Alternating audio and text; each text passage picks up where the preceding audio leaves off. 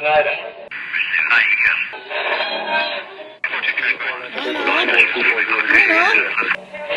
is that you? There, I think I got it.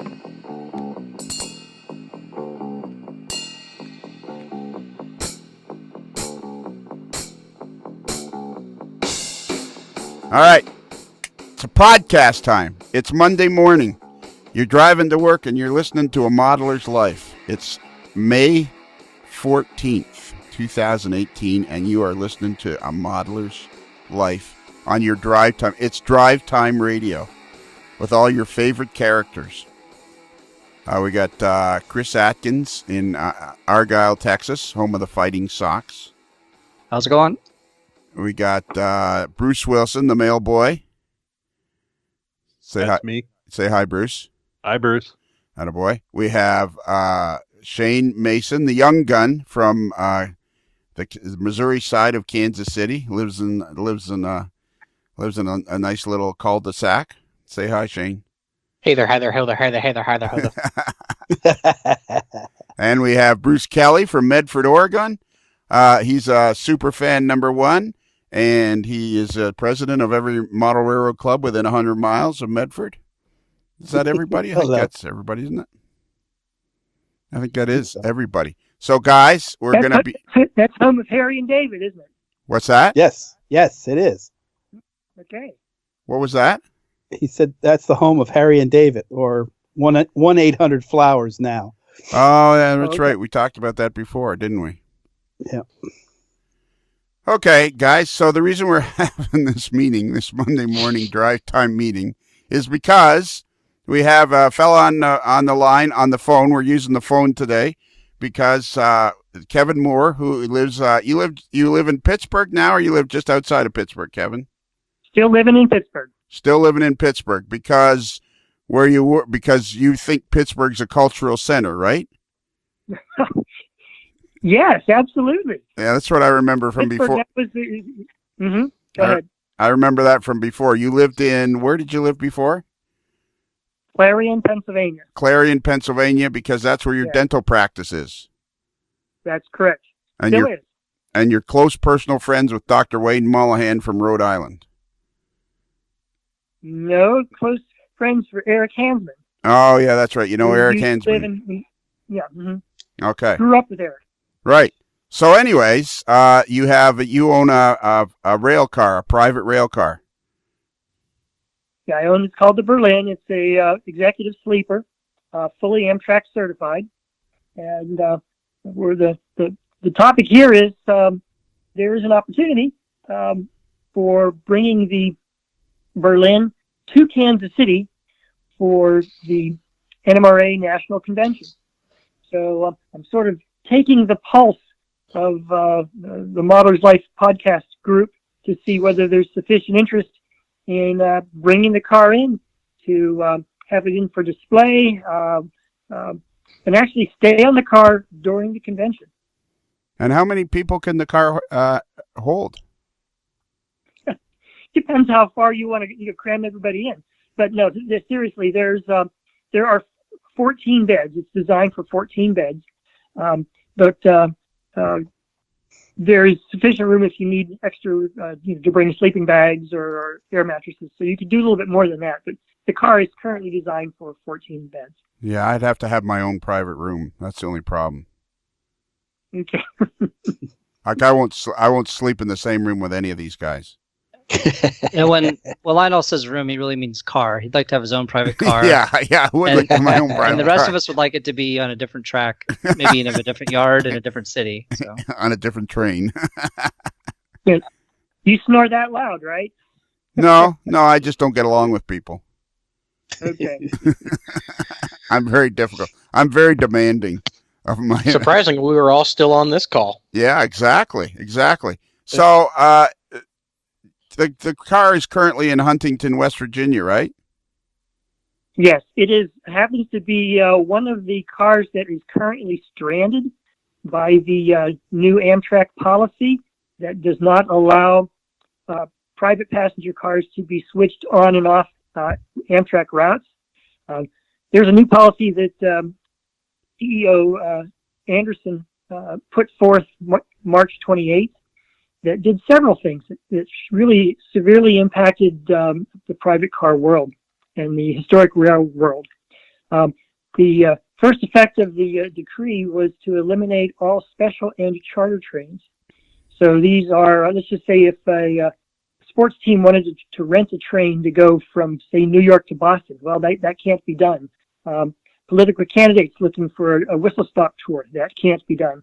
And in terms of rail heritage, the steam excursions, Milwaukee 261, Nickel Plate 765, and the 611, those right now cannot run because the insurance that was used to enable these steam locomotives to travel the main lines are under the Amtrak umbrella with charter and special trains.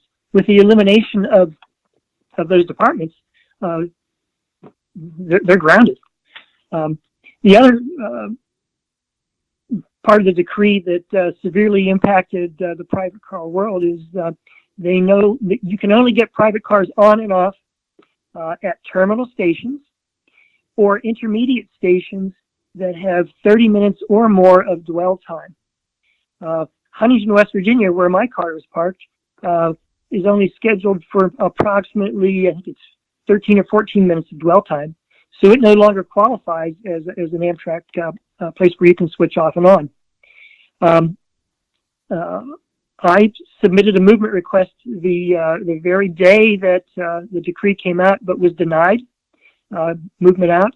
Since then, I have been in communication with an Amtrak representative who they're saying now for the folks whose cars are stranded, they will grant a one-time move out of the city at Amtrak's discretion, so that basically it's your get-out-of-jail card free card. And so I have put in a movement request to get out of Huntington. Haven't yet heard back. So until I have the paper, I'm still stuck. So did you say dwell time? Dwell time, yes. In other words, the how long a train stops at a station is considered the dwell time at the station. And the certain stations that are crew change points or smoking stops, they have longer dwell times than I'll call a flag stop station. So, so I have it used to be you could pretty much switch on and off at most an awful lot more stations than we have now. Okay, I happen to have gathered together a panel of experts. Fire away. which Bruce is not one of, but so you guys dwell time, is that DWELL? Yes. Yes. Mm-hmm. Yep. Okay, let me ask my panel of experts here because people can hear them just a little bit better because Kevin's on the phone and everybody else is right here in the studio in Busted Knuckle, Kentucky. We've gathered for a friendly breakfast. So dwell time. So who wants? Yes. Yeah, jump on that one, Chris. I know exactly a minute. It's also this used in freight cars to tell how long a freight car is in the yard.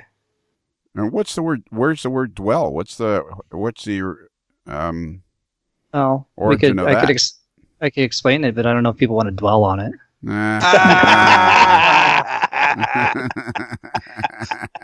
We could go to your dwelling. Yeah. Yeah, I've just lost interest in you. You know what a dwell angle is of your old your 69 Barracuda? Do you know what the dwell angle is on that? I have no idea what the dwell angle on my 69 Barracuda is. Bruce, do you know? Which Bruce are you asking? Either Bruce. I never had a 69 Barracuda. You guys had to have cars with points at one time, right? First car I had was a 78 Grand Prix, so I don't know.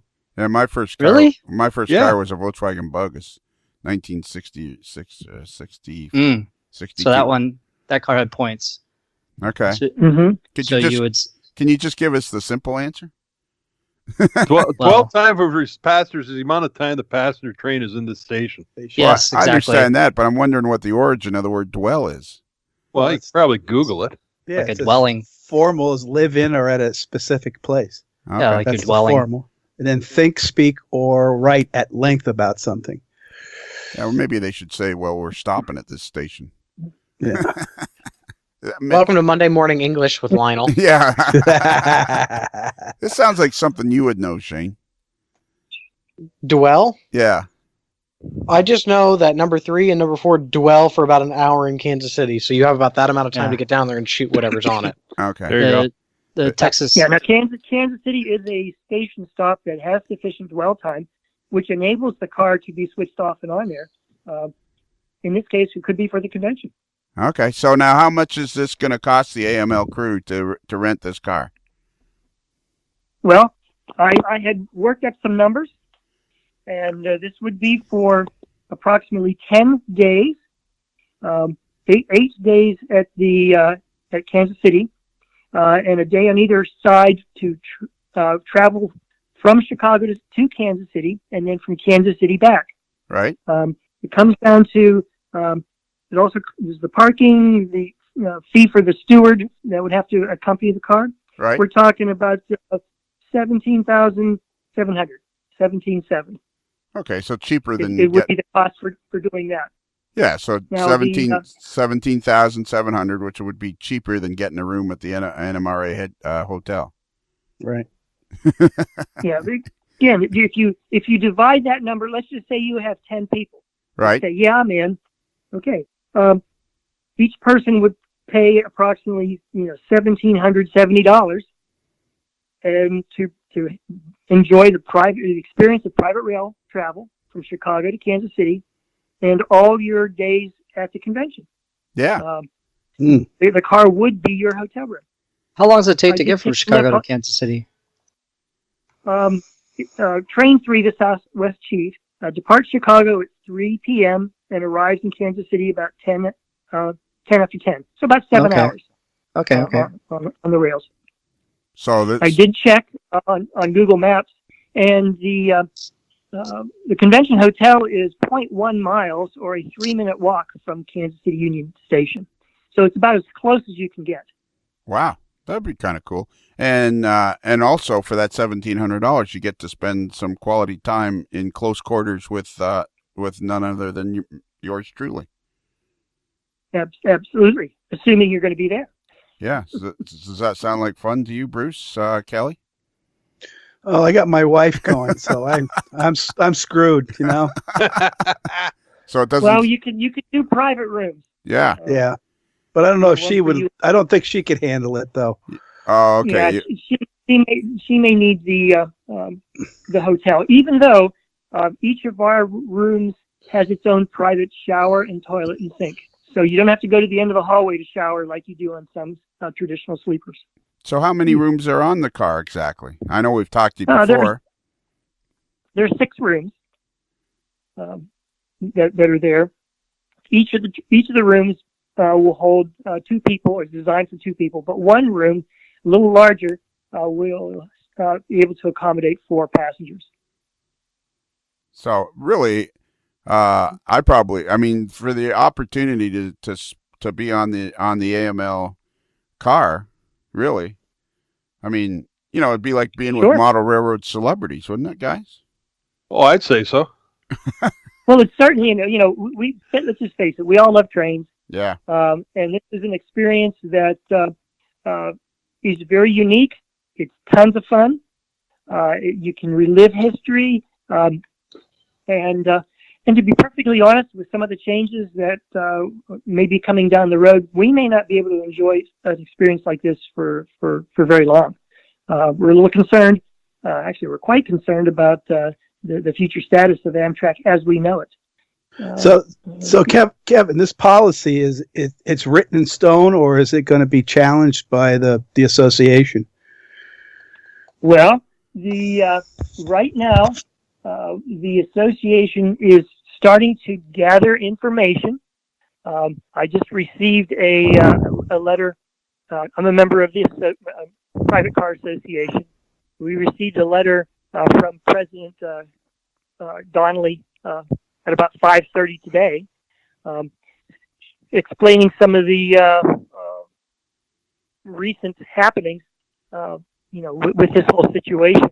Okay, you're kind of holding the phone a bit too close to your mouth there or something. So, Okay, all right.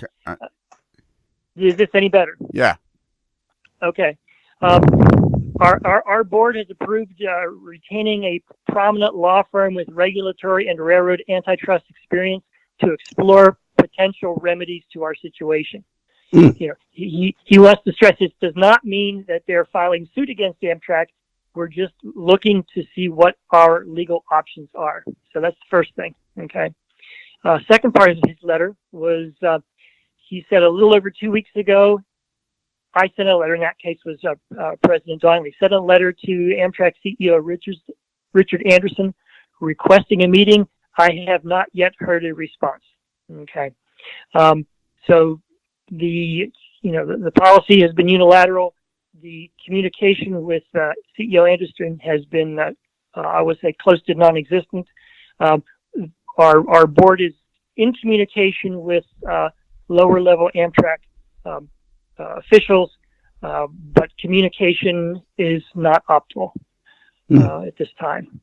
And we're working to see about what type of political leverage can be gained through pressure from some of our congressional representatives and congressmen, because ultimately they control Amtrak's purse strings. So we may be able to exert some pressure through that route. But Amtrak is making some significant operational changes recently to degrade its long-distance service. They've eliminated the Pacific Parlor cars. Hot Mill service will cease on the Capitol Limited and Lakeshore Limited on June 1st. Station attendants are being eliminated and ticket offices closed just within the last day or two. And a dozen of the brand new dining cars are currently mothballed at the Hialeah Maintenance Facility down in Florida. So there's some significant changes going on right now, coming from the top down at Amtrak, that are again, from my perspective, are very negative. And so we are working to coalesce and come up with a unified approach to our situation. So is this just a surprise? Like, did this just kind of come out of left field, or did you have some sort of warning? Or absolutely blindsided. Nobody knew it was coming, and it's tough because we had charters that were out there that people had paid for that all of a sudden aren't happening. So you have to refund tickets. We also had a surprise out of left field tariff increase effective June 1st that again, it came out of left field. Amtrak's own tariff stated that increases would be yearly on October 1st, according to a particular, inflation factor by the American Association of Railroads. We had a completely unannounced tariff increase across the board. The mileage rate increased 12.4%. And again, Amtrak has made these unilateral changes without warning, and to be honest, without proof or justification of why the increases have been made. so It makes it incredibly difficult to try to price a charter if the pricing structure is in limbo and completely changes, or where you can get off and on in the cars. It's frustrating, kind of crazy out there. So this is all because of the new director, or new whatever you call him, who's an ex-airline executive. Yeah. So he's doing the same thing they did to the airlines when they started closing airports and services to certain cities. Right. In defense of CEO Richard Anderson's plight, he feels he is mandated by Congress to turn Amtrak around and make it profitable. Yeah. The Amtrak system itself has very many flaws. Many people say it's a broken system and can never be made profitable the way it currently is. So I can understand why he is trying to make some of these changes. I just don't necessarily agree with the nature of the changes, and certainly don't agree with the manner of the changes, and without being having any forewarning at all. So was it tough to do considered? Is the service that they're providing for the private rail car owners, was that considered to be a loss for them? Were they losing money doing this? I mean, why else would they do it unless they were losing money?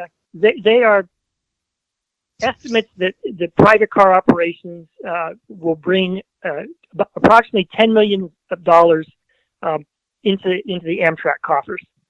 Mm-hmm. Okay?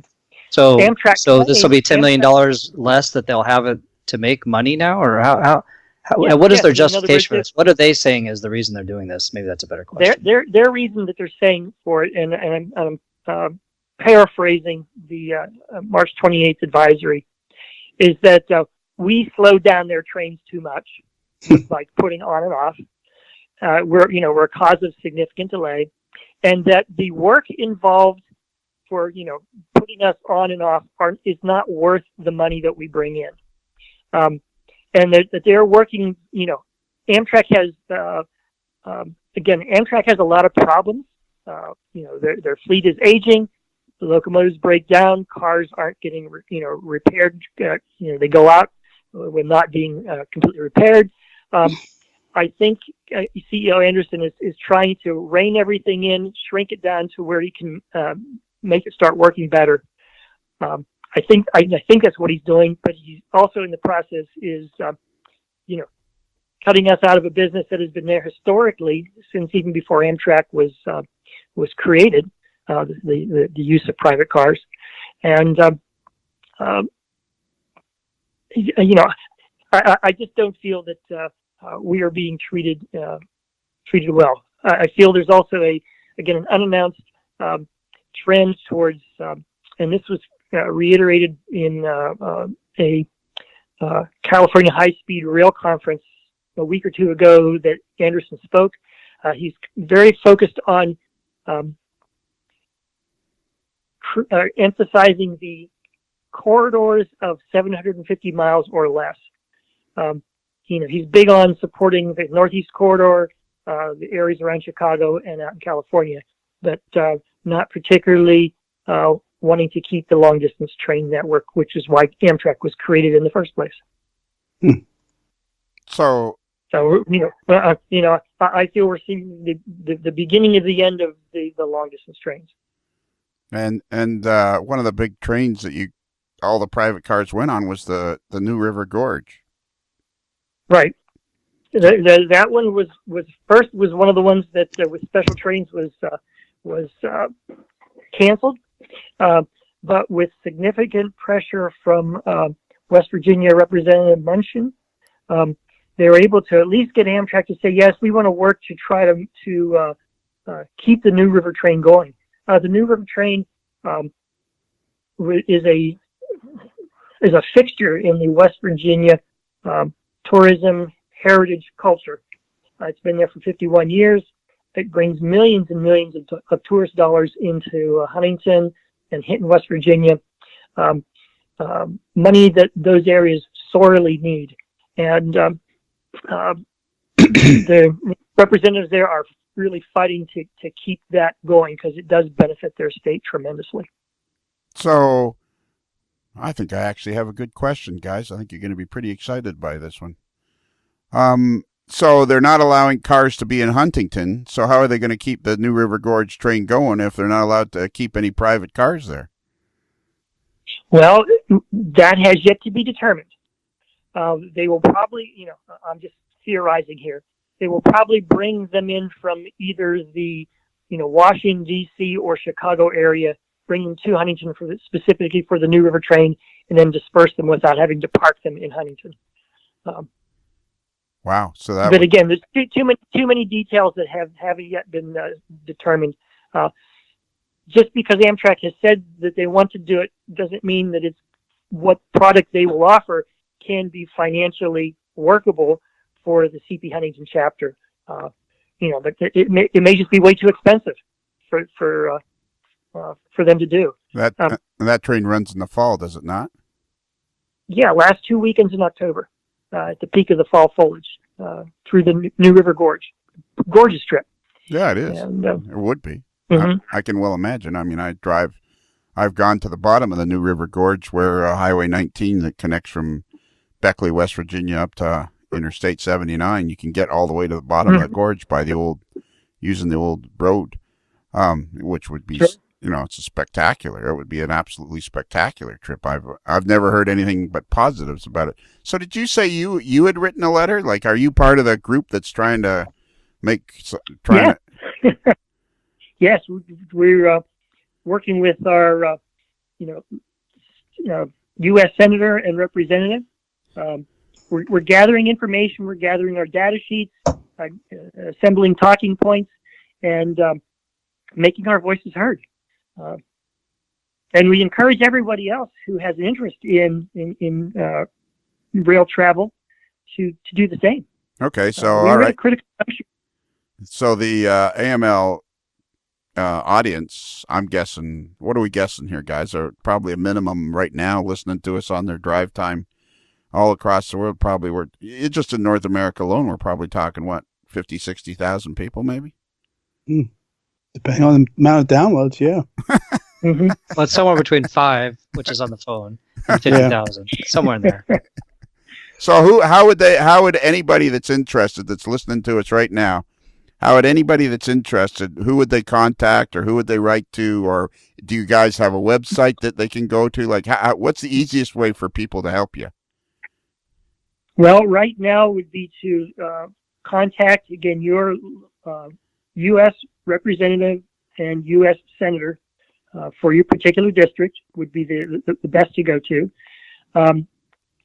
We are in the process of, getting information so that we can, give individuals talking points, points for discussion,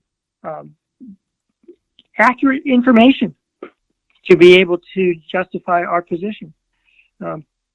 So are you guys? I'm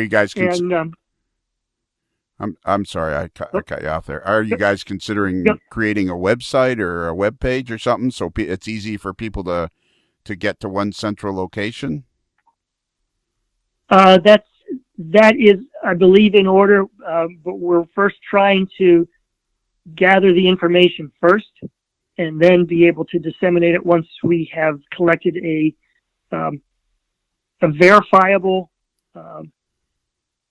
amount of data. Okay. We don't want to go screaming and yelling without anything to back our position up. So we have to get the data first. And once we get that, then it's a matter of disseminating it to the broader populace. And but wouldn't you guys? Again, I refer to my crack staff here, my panel of experts. Don't we want to just? Don't we want to just have people contact Amtrak? Who do we want to have people contact? I guess the local. Again, the where we have power would be through the congressional side. Again, with the position at Amtrak right now is they really don't want to hear from us, as evidenced by Anderson's lack of response to President Donnelly's requests, and so I don't think going directly to Amtrak is going to be all that effective. Okay, and are you just concerned about private cars, or are you concerned about Amtrak in general? Oh, Amtrak in general. So Amtrak in general. Definitely doesn't hurt to get a hold of your Congress critter and ask them to support Amtrak and to support private cars. We want them to be successful, because, with their monopoly, we can only run when they are successful. But we want to be able to try to find and come up with creative, mutually beneficial solutions to situations, brought forth by open communication and mutual respect. Okay. So now if somebody is actually interested in, do you feel confident you're going to be able to get the car to Chicago by August? I believe so. Again, because in talking with an Amtrak representative They gave me directions of what I need to do with my movement request in order to get it approved. I've done what they've said. They take the movement request. Now they're going to raise it up the flagpole, and someone's going to eventually make a decision on that. And once that comes back, then I will know whether or not whether or not they are following through with what they said they would. And do you think they'll give you much notice, or it'll be kind of like, okay, we're moving your car tomorrow morning at 6:00? It could be anything. It could be anything. At this point, things have changed so much that we just don't know what to expect. So it must be very unsettling for you, because I know you've got quite a bit invested in this car. So it must be very. Absolutely. It's has the potential for eliminating nearly all of the value of the cars. We've spent years in getting the cars up to the mechanical standards that were required by Amtrak. We do our yearly inspections. We pay extra on insurance in order for the privilege of being able to ride, and that. All it takes is a decree, and it can be severely compromised. Ergo, change the value of the car. I'd have a harder time selling my car today than I would have 6 months ago. Yeah. So yeah, absolutely, I'm concerned. And like roughly how many private cars there might be in North America or in the United States? I think there are approximately 200 to 250 private cars that are capable of running on Amtrak, that meet the higher maintenance standards. There are thousands of railroad cars out there, privately owned or on tourist railroads, but those are ones that don't meet the stringent requirements for safety, because they're running at higher speeds and they're hauling precious cargo, people. Right, exactly. Wow. So $17,000. So how do they contact you? How did somebody contact you if they want to use your car? Well, I have my website for the Berlin, www.sleeponatrain.com. All one word, sleep on a train. And you can go through that way, or give me a phone call. My telephone number is area code 814-229-6354. Okay, so that's. And I'll probably send you some information too that you can post on your Facebook page. Sure. For those that are interested, and not only for the potential trip to Kansas City for the NMRA convention, but also information to be able to contact your representatives and who to contact and what to talk about. Yeah, and also it's sleeponatrain.com. You also have another website, do you not? BerlinSleepingCar.com? BerlinSleepingCar.com. They'll get you to the same place. Okay. Yeah, but you can go either. Mm-hmm. And I'm going to give out your phone number again because you said it was okay. And is it okay? Sure. Mm-hmm. Is it okay if I call you? Like, can I call you just any time? Sure. Well, maybe not 3 in the morning, but yeah, sure. Oh, okay. Say, be careful. That's a slippery slope. I know. Kevin, where are you going to store your car in Chicago now? Pending Amtrak approval. Okay. I plan to store the car at the 14th Street Yard in Chicago, which is adjacent to the Amtrak station in Chicago. Oh, okay. All right. Wow. And will that cost? And that makes. I was going to say. Yeah, it will cost you money. No, part of the tariff. I was just going to say, I remember when we interviewed you, which will be coming up shortly, probably around the 1st of August. Your interview, or you know what? Your interview will be the first Monday in July. That's when your interview will be. We will broadcast that on the first Monday in July. So I remember when we were interviewed you, you talked about how you moved the car to Huntington because it was considerably less to store it there. Sure. Mm-hmm. And so is it going to cost considerably more to store it in Chicago? Better than 3 times more per month. Wow. and it's getting more and more challenging and expensive to operate these private cars. I run an Amtrak-dependent rail charter business. Okay, and it's just like you've seen the bus companies that take people places for enjoyment and for travel leisure. I do the same thing, but with rail cars.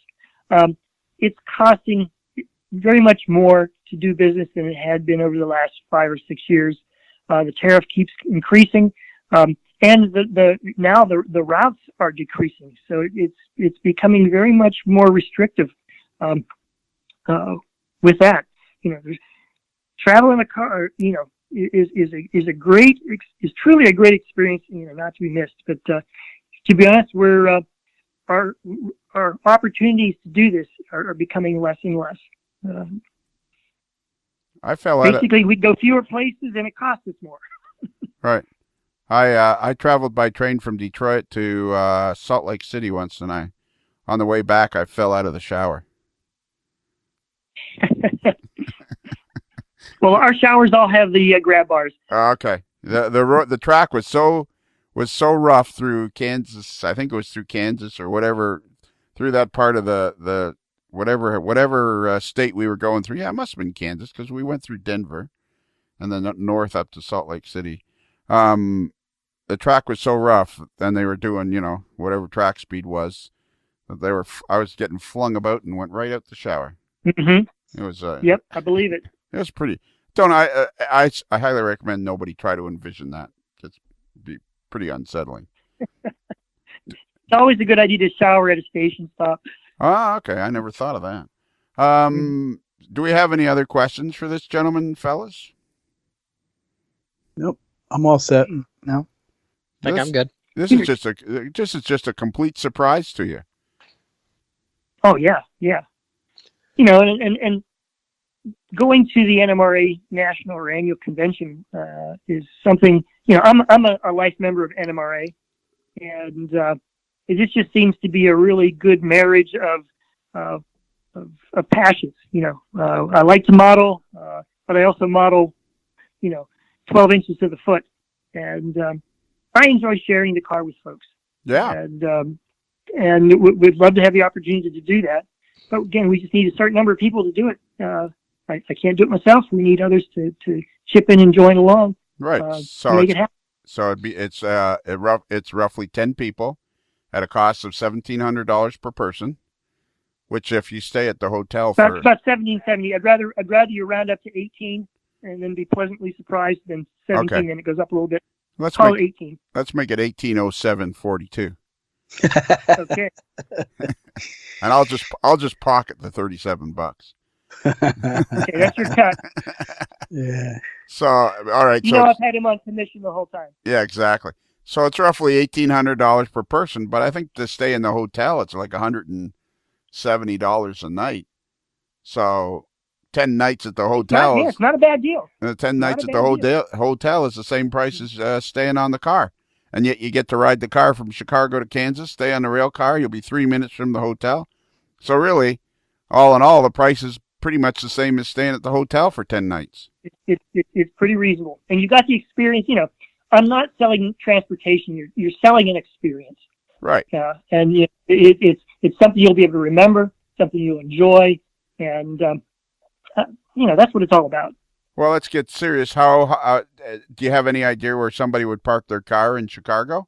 Is there anywhere nearby the station where there'd be some sort of long-term parking? Or in Chicago, the 14th Street Yard is very close to the station in Chicago.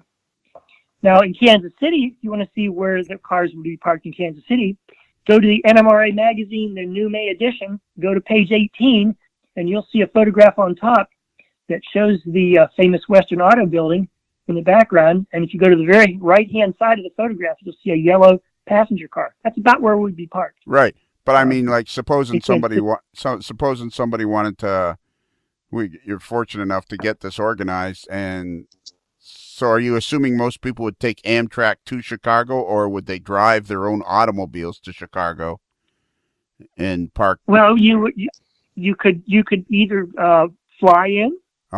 You could take Amtrak or drive. If you would be driving, I would have to research to see where cars are currently allowed to park. They are doing some road work right adjacent to the 14th Street yard, so we can't park where we used to even 6 months ago. I would have to do a little research on that. But Okay. Pretty interesting. yeah, there's plenty of ways to get there. So you've only really known this for basically 4 weeks. Like this only all happened about 4 weeks ago.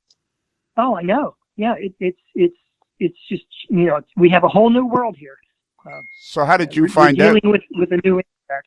So how did you How find did I out? find out? Yeah, like did one of your buddies, one of your sleeping car, private car buddies call you up in a panic? Oh yeah, we have a good network amongst ourselves. Also, trainorders.com is pretty quick to post new news, and we heard there. You guys. And just last Thursday, I was doing a positioning move on another rail car called the Moonlight Dome. We went from Pittsburgh to Washington D.C. and en route, one of the passengers had his laptop going, and he was telling, he goes, "Did you see this? You're not going to like it." And that was the increase of the tariffs. Really? Just last week. Wow. Yeah. So again, it's we're not standing on solid ground here. It's moving on us left and right. It's a scary time. We had a trip that was nearly sold out, but once this started, the news breaking with a degree of uncertainty, the passengers all bailed, and so we lost that charter. So it's another challenging times. So you had another trip and the passengers all bailed because of this news? Oh yeah. Well, at the time, my car was stranded in Huntington. Oh, okay. So we had about 80% occupancy for this trip that was supposed to go, but all of a sudden I can't get my car out of Huntington. We have to be honest and tell our passengers we have a potential problem here, which we don't know how long it's going to take to fix. Right. And as a result, the passengers, the majority of the passengers elected to not proceed until things were more certain. And so we basically lost a very nice charter. We were going to go to New Orleans for the Food and Wine Festival. Oh, okay.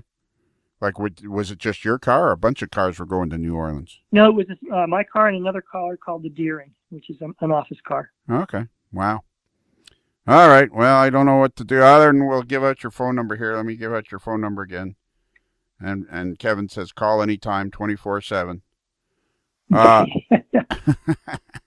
right. His phone number is 814-229-6354.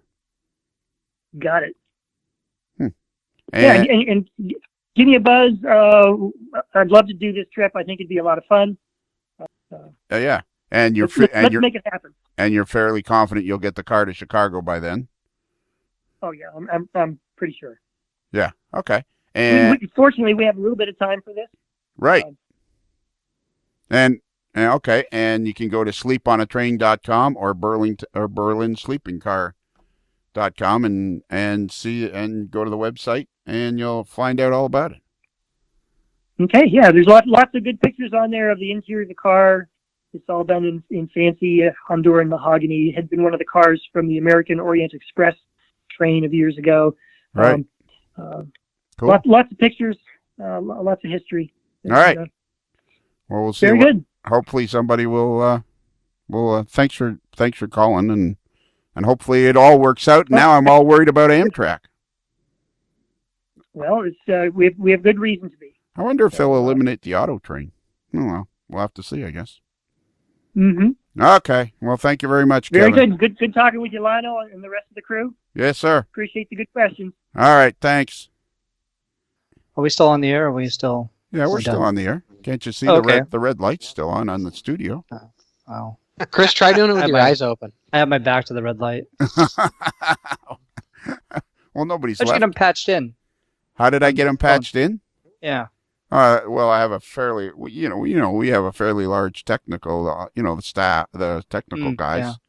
all the crew, the tens of crew, all the guys, we're working away crazy.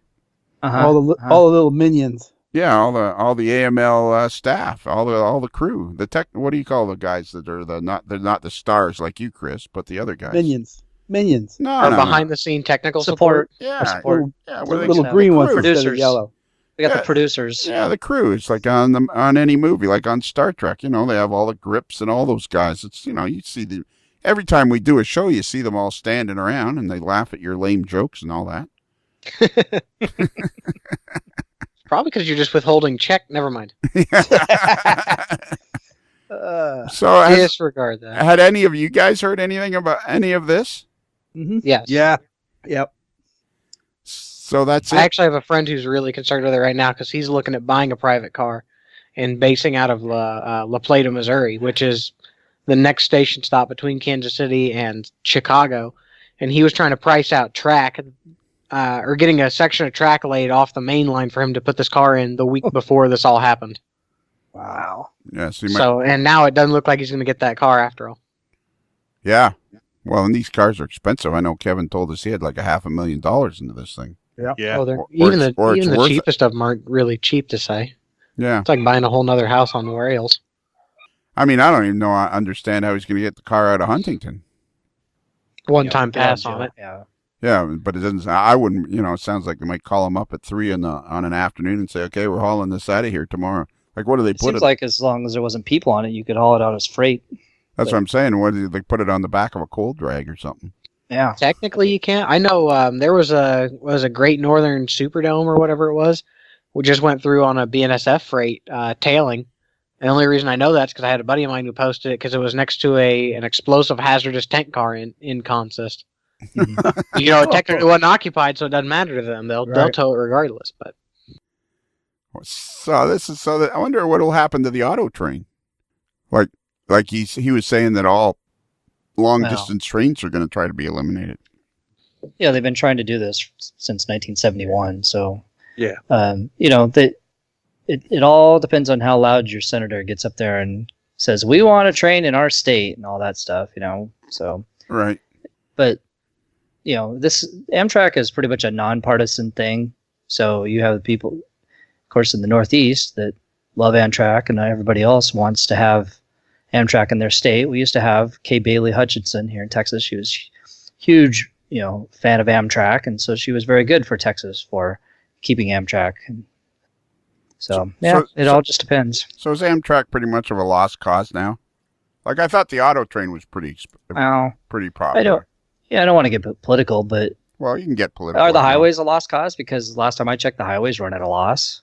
So you just got to determine what is the government willing to pay to have rail service, subsidized rail service. Air travel is subsidized by our government. Yeah. It depends. Well, but these people get in their mind that. Go ahead, Bruce. It's easier to pick on the trains Yeah. because nobody's going to talk about how many billions of dollars go into the highway systems.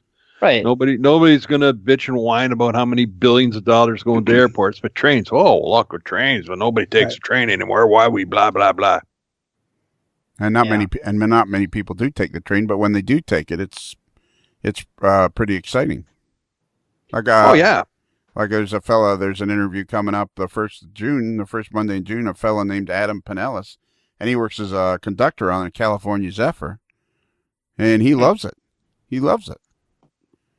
He thinks it's a great job. He thinks it's really cool to meet all the people and everything that ride the train. Yeah. I know that after 9/11, Amtrak was very popular for a number of years because people realized that it's important to have a second way to travel across the country. And they didn't have to go through. And they didn't have to go through security. Well, the airlines were shut down for several days. Well, that's true. Yeah. So that's the same reason we have the interstate highway system too, right? So I don't know. Personally, I think probably everybody listening to this is some level of fan of Amtrak. I would hope. I hope we don't have a lot of people that are anti-train listen to podcast. But anyway, it's a mess. So I find this amazing. Like he called me and was like, started telling me, and I'm thinking, wow. Like I guess I just don't stay up on the news that much, but it wasn't even on. Like this sounds like pretty big news. And actually, Chris, you make an excellent point. If there was ever, God forbid, another situation where air travel had to be suspended for any amount of time, there's really no other way other than automobile and bus to get around the country. And I guess the long play is, well, you don't maintain a national rail service just in case there's an emergency, I suppose. But I thought Amtrak ridership wasn't that bad, wasn't that, for what they had. I thought it was used. It seemed to me like Amtrak was being used. According to statistics, ridership went up last year and has been climbing the last number of years. But, there's a difference between ridership and making money. Right. Well, that's why I asked them if they were losing money doing this, because I'm sure that's what they're basically saying is, it costs us too much money, we're losing money. But if they're making money by having these private cars, now suddenly that's money they're not making. Yes, Right. It's a similar thing came up about the post office recently. Right. It's a very similar argument.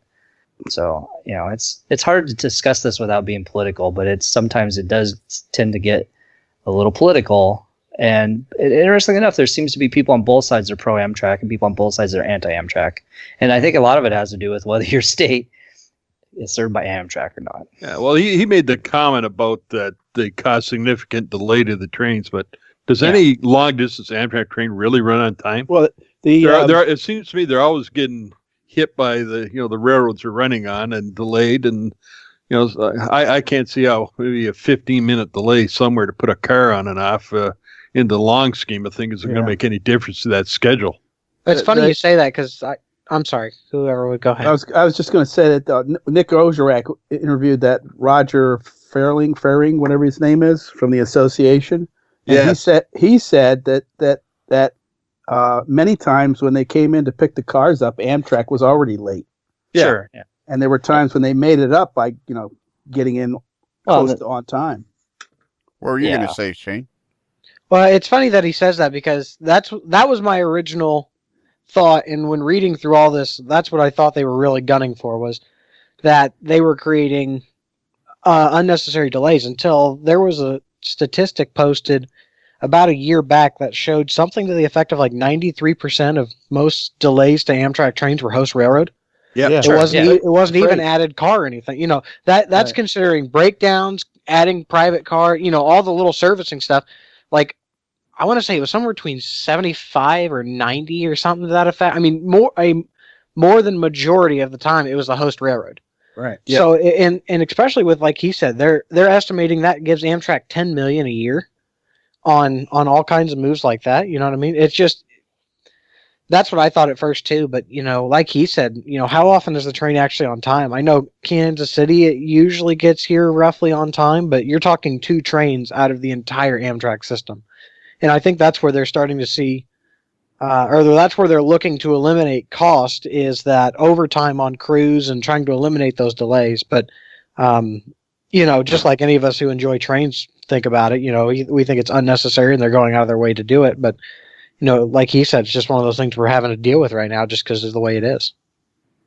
And that, I guess the real problem with train travel is it's not particularly quick. Like it's just that no. You can't get anywhere at any efficient time. Right. Like even if you take the auto train from Washington to Sanford, Florida, it's like, I don't know, 24 hours or something like that. And it's like, it takes me less time to drive from Toronto all the way to Florida. Like I guess Amtrak has just kind of lost its way. Oh, they're at the mercy of the host railroads is a big problem. And, when the whole thing was formed in 1971, that's the reason, because the host railroads didn't want to deal with passenger service anymore. But also because they were losing money too. Yeah. Yeah. And I mean, there's just no way, there's just no way to make long distance train travel fast. No. Right. But I think if you're taking a long distance train, you're not there to be there as fast as you can get it. You're there for the experience and enjoy the trip. Right. And then so the next logical step is, do we maintain a national rail service just so people can have a lovely time once in a while? I think you do. Because there's you certainly got the Northeast corridor is very well used with commuter trains, stuff like that. But for some people that travel across the country by train is maybe the best option for them, rather than taking Greyhound, or they don't drive, or they can't get to an airport, something like that. But they can hop on a train and go from point A to point B. Yeah, but I think the problem is even if we take a poll here, the last time I traveled by train was 20 years ago. Like Chris, when was the last time you traveled by train? Oh, we took the Heartland Flyer to Oklahoma City 15 years ago, and it was just. Yeah, so 15 years ago. Shane, when was the last time you traveled by Amtrak? I don't remember what year it was. We took a little weekend trip over to St. Louis on the River Runner, but that was, oh man, that was when I was a little kid. Yeah, exactly. So Bruce Kelly, when was the last time you traveled by train? I used when I was back east. I used to take the train into New York all the time. When was that? How long ago? That's 8 years. Let's see, what's 2018? So it was 7 years ago. Right. Yeah, and they said that they're maintaining it's really what's getting killed is all the trains over 750 miles. I was gonna say, I think that's a really easy thing to look at too, though. Is well, we got into this discussion the other day about Amtrak selling off some of their F-59s to Metra and whatnot, and you compare like the West Coast route, the Northeast Corridor, Metra's system through Chicago, versus these long trains that run complete coast to coast. It's like comparing apples and oranges. It's not the same thing. Exactly. And on the other hand, for example, okay, so we're saying when was the last time anybody traveled by train, and we're getting 8 years, 10 years, 15, 20 years. Bruce, Kelly, when was the last time you were on a Navy destroyer? Like, was that recently? The beginning of the month. Oh, okay. So you travel by Navy destroyer much more frequently than you do on Amtrak. Oh, yeah. Never again, though. You really enjoyed that, didn't you? I had a good time. I was there for one reason and one reason only, for my daughter. And that's Exactly.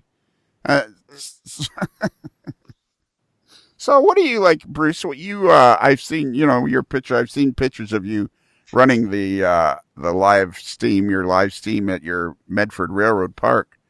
Mm-hmm. Like, do you just complain the whole time you're on that too? No, I don't complain. Well, I yell at people. How is the food service on that?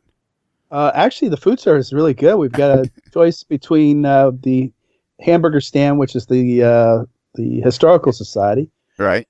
They make cheeseburgers and really, really good sandwiches, and then the beanery at the live steamers, they have everything from hot dogs to chili to pizza. And is that on the train, or do you have to get off? No, you can't eat or drink on the train. That's probably you're in charge of that. I go after the engineers and conductors every time I see them. They're pulling the public and they're sitting there drinking a drink or eating. I say you're supposed to be doing that in the station, not on the road. But if you're lucky, you can catch a couple bugs along the way, and there's a lot of protein there. Yeah. Somehow I got it. So, Bruce, you're same age as me, I believe, are you not? Yeah, I'm going to be 65 in October. Yeah. Or, in August. Yeah, you're going to be a miserable old fart, aren't you? Oh, yeah. Yeah, well, I got to go on going to be. Yeah. Yeah. As soon as I get a Medicare, I'm going to it'll be like, Ralph, get off my lawn. Yeah, exactly. All right. So we got to give out the email. I think we've beat. Do we have any more questions for each other? What are we going to do? What is each person, before we leave, what does each person think is going to happen? Me personally, I'll start off. This is a disaster. This is just a disaster. I think they're finally coming to the realization that really this is like the end of newspapers as far as the internet goes. I mean, rail travel has just slowly dwindled and dwindled and dwindled, unless it's short trips and commuters. I mean, at the same time that Amtrak has slowly died, commuter rail service has grown and grown and grown. Right. Quite successfully. So, I mean, I think they're just trying to, let's get this over with and get it done. What do you think, Mr. Kelly? I think it's following the trend that they've always talked about, this mega city. I'll give you an example. They're looking somewhere in the future, a city running from Boston all the way down the coast. I mean, that's the kind of thing where you're going to see a lot of rail traffic, and they're probably going to, at some point, if Amtrak pares down a little bit, they're probably going to have 2 or 3 trains that go across the country, and maybe 1 or 2 that go, north-south in the middle of the country. But the coast is going to be covered in one way or another. Yeah. So that would make sense. I mean, less train, yeah. What do you think, Chris? You're always a thoughtful guy on this stuff. I have a feeling that unless the states in the middle of the country support it like Oklahoma's doing with their train, that there's not going to be any cross-country trains. What is Oklahoma doing? Oh, the Heartland Flyer is funded by the state of Oklahoma. It's an Amtrak train, but it's funded by Oklahoma. It basically just goes from Oklahoma City to Fort Worth. Okay. Which, by the way, the dwell time is an hour for the, whatever the Texas Eagle, which goes from Chicago to San Diego, I guess, through Dallas and St. Louis and El Paso. English language is strange sometimes, dwell time. I don't get that. I don't like, why don't they just say the time that it stopped? Mr. Mason, you there, the young gun there in Kansas City, what do you think of all this? What is somebody of the younger generation think of all this? Would you prefer to, like, you've never really used Amtrak, so do you really care? I mean, it's one of those things where I think it makes a lot of sense when you look at the numbers and you look at how successful they do short distance versus long distance stuff. I think it's going to be one of those things where everybody's going to take shots at long distance trains, whether it's the Super Chief or the Empire Builder or, whatever long distance train you want to pick. I think everybody's going to take shots at it just because they're the least successful out of all of them. I don't want to see it go away personally because because of that private car industry, there's some cool stuff that comes through from time to time, and right. Chasing that stuff from the rail fan aspect of it is a lot of fun, seeing those odd cars and whatnot. But I don't know. I think going forward, I wouldn't be surprised if they start dwindling down on the long distance trains and really simplifying them and just trying to reduce as much as they can there. But I think you're going to see still a lot of the ones such as the Heartland Flyer in Oklahoma, the River Runner here in Missouri that goes from St. Louis to Kansas City every day. I think a lot of that stuff that's state supported and tends to run fairly close to what it needs to in terms of price. I think you'll see that stuff stick around. But the way these guys are running it, they're simplifying, they're streamlining, and they're fine tuning as much as they can. And I hate to say it, I don't want to see it go away, but it looks like this may be the way it goes. Yeah. In Florida, where I live down in Florida, they just created a commuter train Sunrail that runs from Kissimmee, Florida, all the way to DeLand. And it's like, I thought to myself, what are they doing? This is just going to be like, what? Why are they building a commuter train? And right from the first day, the parking lot has been packed, absolutely packed. And they're making and it was a big parking lot. And now they're making the parking lot bigger and adding a car to the train. Yeah, and there's a lot of those short distance trains, commuter trains that prove extremely successful. The county of, Eastern, I guess it'd be Jackson County, which is the southeast side of Kansas City, south of the river and east of Kansas, Missouri state line. They just bought the old Rock Island main line that splits off at I-70, just on the south side of I-70 out by the sports stadiums. And it actually tucked right along the backside of the sports stadium, which would be a perfect station stop for game day activities. But they just bought all that track, or all the old right-of-way, I think it was a year or two back now, in the attempts of looking forward to doing the same thing, running from Kansas City Union Station out and across over UP's system to where they would hook in on the old Rock Island.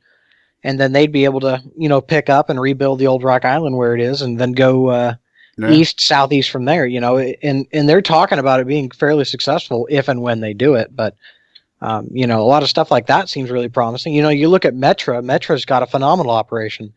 The West Coast always has people. They're filled with people all the time. But I can't tell you if there's ever giant crowds at Union Station when I go down to see 3 or 4 when they come through. I can't tell you they've got, 300 people or 200 people waiting at the station to get on or something, Right. It just doesn't host the same effect. And I don't think, the number of station stops hurts it too, because, going west from here, it's Topeka and then Dodge City. Yeah. So it's not like there's a lot of stations stop between. There's not a whole lot of options. So if you wanted to get off at, Wichita, you'd have to pick Topeka and then drive in, and I think that kills you too. You kill off station stops and you kill off options. People at that point are either forced to drive or forced to fly or do something else. That's been in the plans on the Heartland Flyers to go all the way to the line you're talking about and meet up there somewhere near which I don't know where it would meet up, but that's gotten killed off, I think, with this latest thing with Amtrak too. Yeah, I know they ran an inspection train up. Was it last year? I guess it was. They ran an inspection train up from Oklahoma City and then back east once it got to, I think it hooked in at Topeka. Wichita up to Topeka and then Topeka to Kansas City. They were looking at completing that route. I'm sure that's been bailed out on now due to all this new stuff. But like you said, though, or whoever said it's going to take a lot of state funding and a lot of state push to try and keep that kind of stuff around. But I just don't think the long distance trains are going to fare the same. Oh, well, let's hope that it all works out for Kevin and something can work out because he's got a beautiful car and we'd really like to see him keep it going. That's www.sleeponatrain.com. Sleeponatrain.com. Well, it almost sounds like a little jingle. Yeah, it does. We would have got it, wouldn't we, Chris, for our big Kansas City escapade? But we've already got the AML Party House. Yeah, it's a shame we already booked that deal that's cost us $500 for the whole week. Yeah. Because that's awfully close to $17,000. And the biggest problem with that is once Peter Borchard sees our place to the place he's staying with Gordy Robbins.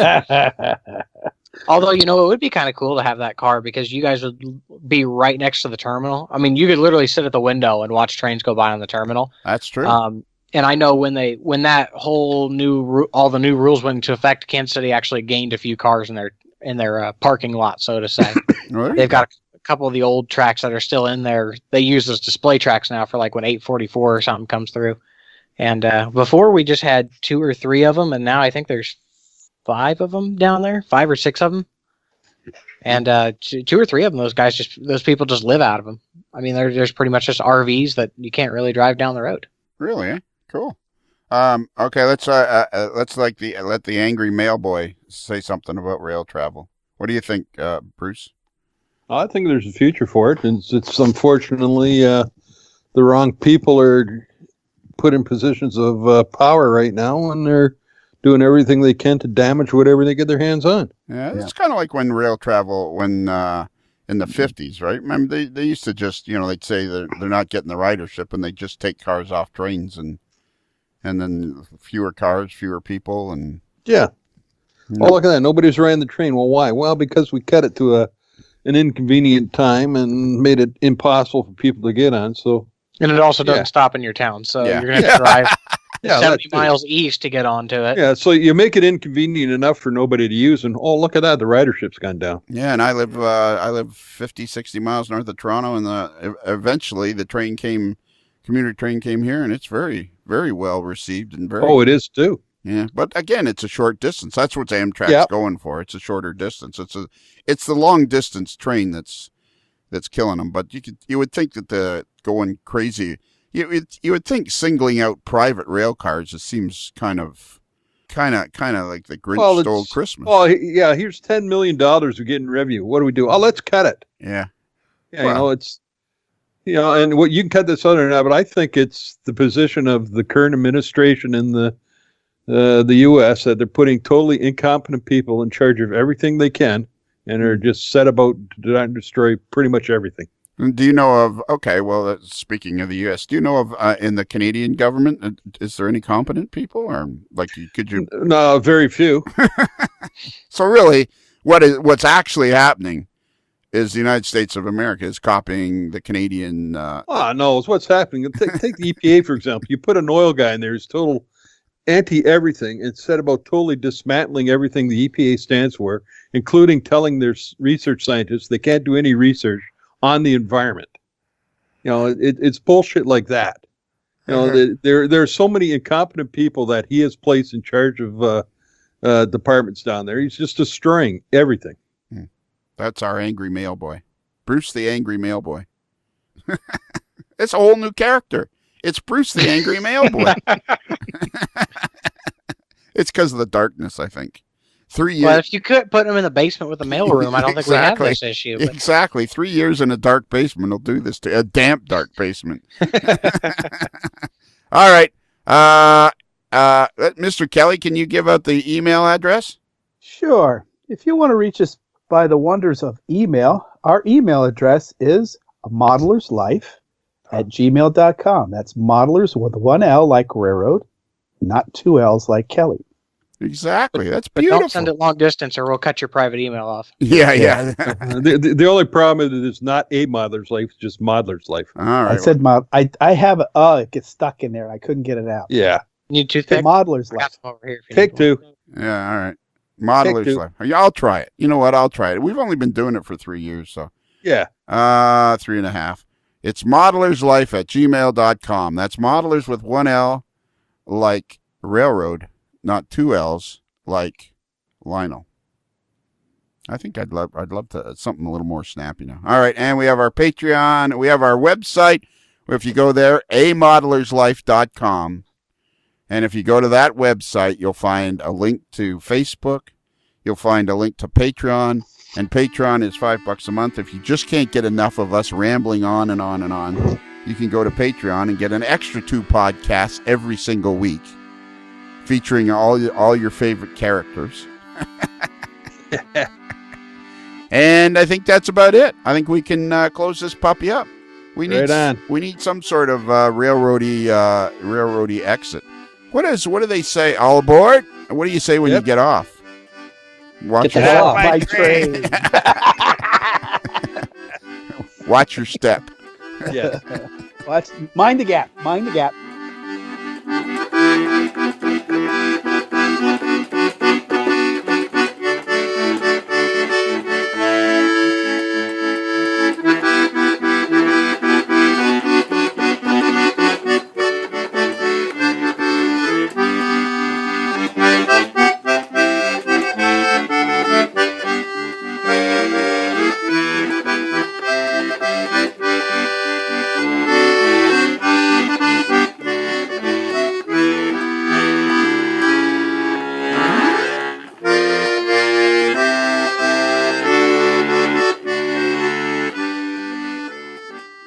It's another Lincoln Homer. Oh, can we start the podcast now?